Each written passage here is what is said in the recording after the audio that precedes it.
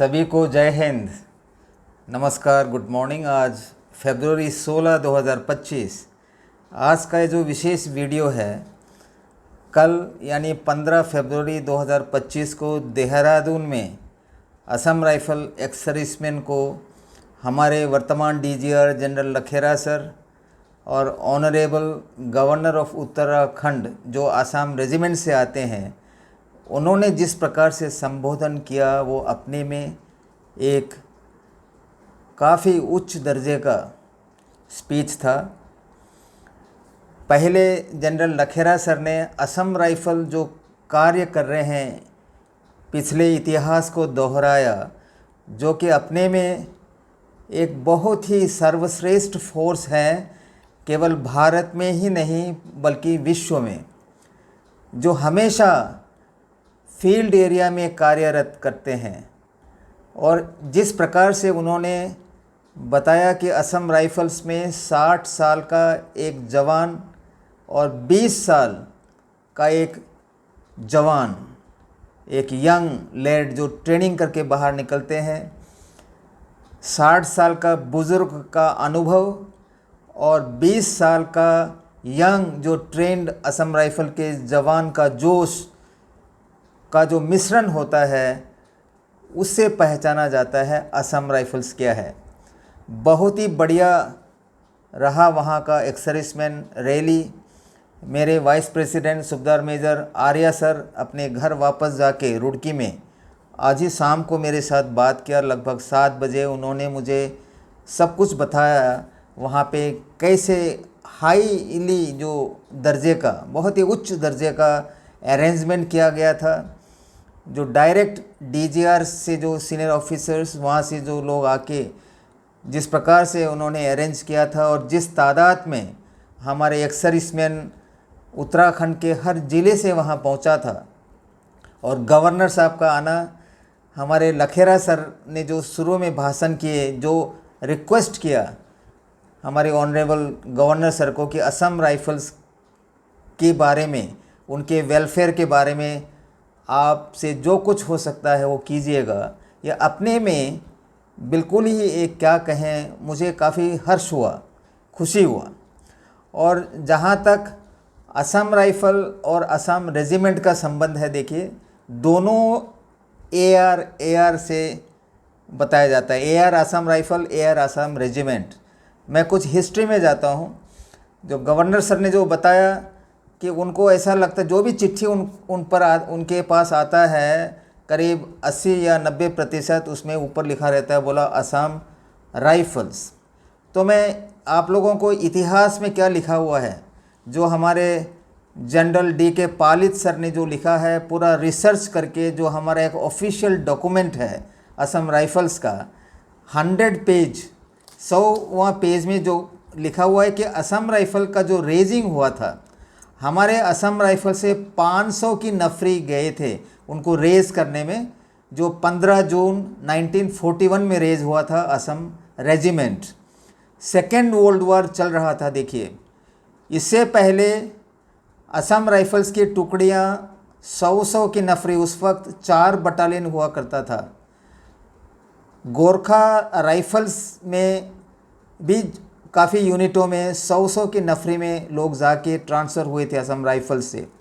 बाद में गोरखा रेजिमेंट में यानी गोरखा राइफल्स में जाना बंद हुआ, क्योंकि उस वक्त सरकार ने, या जो रॉयल इंडियन आर्मी था ब्रिटिश के, उन्होंने एक डिसीजन लिया कि आसाम रेजिमेंट की हमने स्थापना करनी है। मैं पढ़ के सुनाता हूँ जो लिखा हुआ है। देखिए, पेज नंबर 100, किताब है the sentinels of the north east, the Assam rifles. Author हैं मेजर जनरल डी.के. पालित। लिखता है इसमें, देखिए, the flow of volunteers to the Gorkha brigade had soon to be discontinued because there rose a fresh source of demand for Assam riflemen. जो Gorkha brigade में जो जा रहे थे, जैसे मैंने बताया 100 की नफरी में असम राइफल से गोरखा ब्रिगेड में, यानी गोरखा राइफल्स की नफरी को बढ़ाने के लिए, जैसे फर्स्ट वर्ल्ड वॉर में हुआ था यह जो है सेकेंड वर्ल्ड वॉर 1939 से 1945 तक चला है। यह जो हिस्ट्री में बता रहा हूँ आप लोगों को, यह है 1941 का। देखिए, army headquarters decided to raise a new regiment for the Indian Army from the plainsmen and tribals of Assam to be designated the Assam Regiment. देखिए, in answer to the call for the provision of NCOs and men, the Assam Rifles responded at once and by the end of the year about 500 men had been transferred from its 4 battalions to the newly raised Assam Regiment. यह history, यह जो क्या है, Assam regiment को हम कह सकते हैं असम राइफल्स का बच्चा है, क्योंकि असम राइफल्स 1835 में जाता है इनका इतिहास, जबकि असम रेजिमेंट बनता है 1941, यानी कि 106 साल बाद, 106 ईयर्स के बाद बनता है। देखिए, तो आपस में काफ़ी मेल मिलाप है। मुझे खुशी हुई कि governor of Uttarakhand, honourable governor of Uttarakhand Assam regiment से आते हैं। उन्होंने अपने भाषण में बताया कि जैसे उखरोल में और कई जगह, क्योंकि रेजिमेंटल हेडक्वार्टर जो असम रेजिमेंट का है शिलोंग में है। जब वो शिलोंग में थे तो बगल में ही था हमारे डायरेक्टर जनरल असम राइफल्स के। तो इनका जो संबंध रहा है असम राइफल से, बहुत ही नज़दीकी संबंध रहा है। और हमें खुशी होता है कि गवर्नर सर ने बताया कि असम राइफल्स के लोग पत्र के द्वारा या जो भी मिलने के लिए भी आ सकता है, उनका जो गवर्नर हाउस का जो गेट है, जो दरवाज़ा है, उनके लिए खुला है। तो मैं काफ़ी संतुष्ट हूँ हमारे जनरल लखेरा सर से।